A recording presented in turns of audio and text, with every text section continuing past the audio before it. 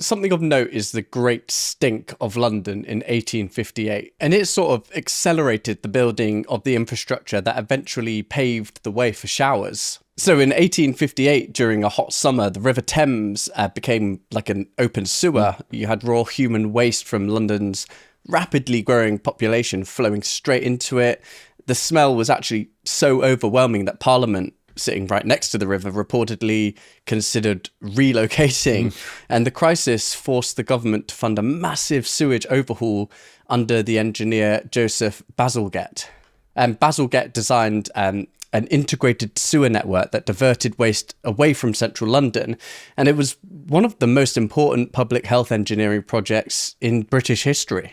Yeah, and before proper sewers, adding more water into the homes was just dangerous. If you flushed toilets or poured water away, it often went into cesspits or directly into rivers. But once large-scale sewage systems were built, cities could just safely handle much larger volumes of wastewater.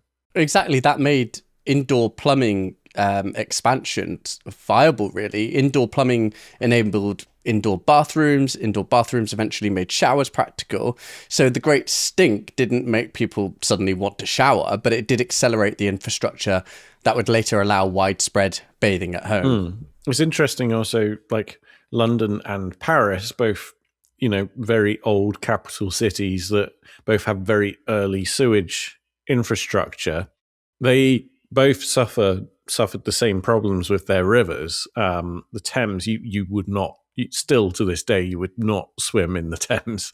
No, and not least because there's like dead bodies and stuff.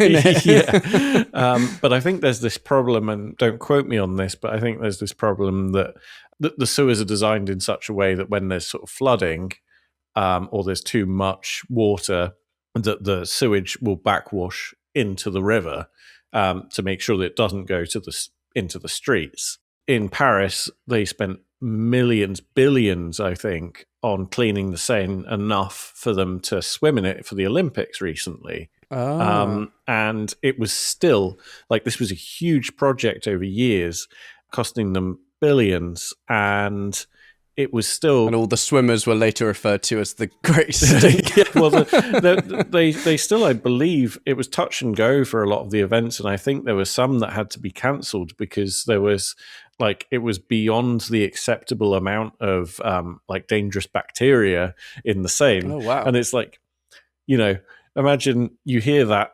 yesterday and then you're due to swim today and they're like, it's just below the threshold, so it's just fine. It's fine now.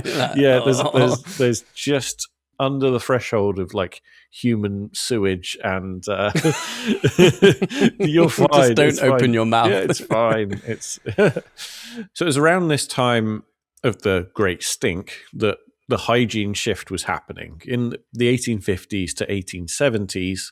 When germ theory was emerging, thanks to Louis Pasteur, Robert Koch, and figures like that. Before this, people believed bad smells themselves caused disease, which is the miasma theory. Yeah, so ironically, it was the smell of the Thames that helped push sanitation reform, even though smell wasn't the real cause of cholera. And once the sewers were built and clean water's flowing safely into homes, you get improvements in boilers, and then eventually electric showers arrive. And then bathing kind of turns from what was once this, mammoth, arduous event, and it just becomes automatic. Yeah, it goes from, they had to heat the water, they had to potentially carry it upstairs, they didn't want to waste it. It would have taken a long time to heat that quantity of water, and now you can just turn a tap. Modern showers compressed all of that kind of invisible labor into a flick of the wrist. You don't think about the reservoir, the treatment plant, the boiler, the sewer network. All you experience is 10 minutes. And even then, someone outside is knocking on the door saying, "Are you nearly done?" Yeah, I know. But historically speaking, that 10-minute shower is just absurdly luxurious. It's not even the kings and queens of the time would have been able to experience this. And it doesn't crucially require you to share the water with like 3 siblings or more, So when you say you feel gross after like a day or two of no showering, I really should just be grateful it's so easy to have a shower these days at all.